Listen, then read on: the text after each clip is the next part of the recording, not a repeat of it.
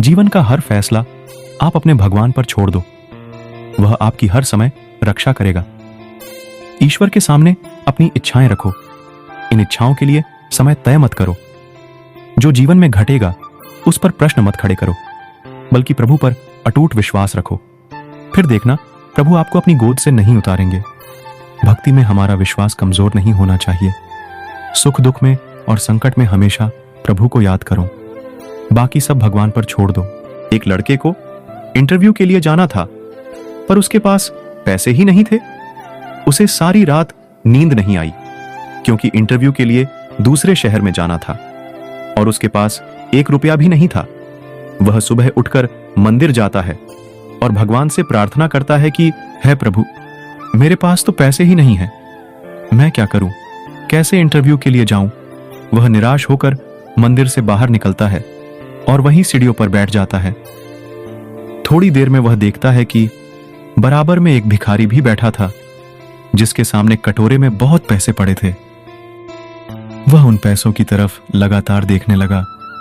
भिखारी ने पूछा, क्या हुआ बेटा, क्या तुम्हें पैसों की जरूरत है? लड़के ने हां भर दी। भिखारी बोला, तो ये पैसे तुम ले लो और अपना काम निकाल लो।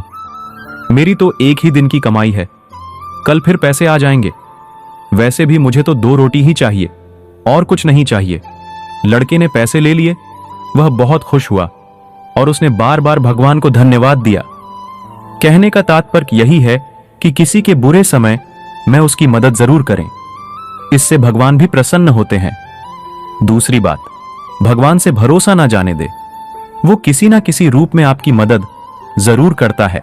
ईश्वर को हम भले ही ना देख पाएं, लेकिन ईश्वर हर क्षण हमें देख रहे होते हैं और वह हमारे साथ ही होते हैं।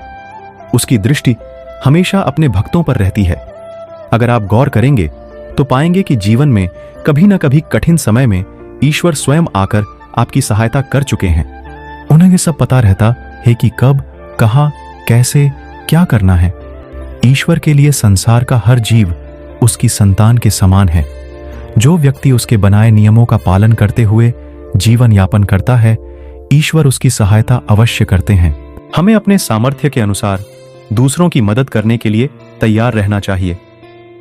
ध्यान रखें, कोई भूख से या कोई दवाइयों के अभाव में न मर जाए। लोगों की जरूरतें पूरी करना भी भगवान की भक्ति करने जैसा ही है। मुश्किल समय में जो लोग हमारी मदद करते हैं, उन्हें हमेशा याद रखना चाहिए। जब उनका उपकार वापस करना हो तो अधिक करके देना चाहिए। चाहे दुख हो या सुख हो, किसी भी परिस्थिति में भगवान का द्वार न छोड़ें, क्योंकि वो आपका साथ कभी नहीं छोड़ेंगे।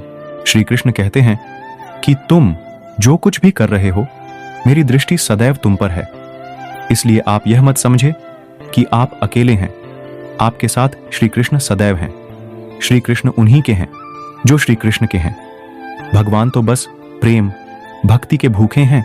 जो भी उनकी भक्ति में लीन होता है, जो भी प्रेम से उन्हें याद करता है, वो सदैव उसका कल्याण करते हैं।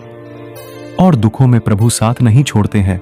इसलिए सदैव हरि नाम ले, हरि जप करे और हरि चिंतन करे।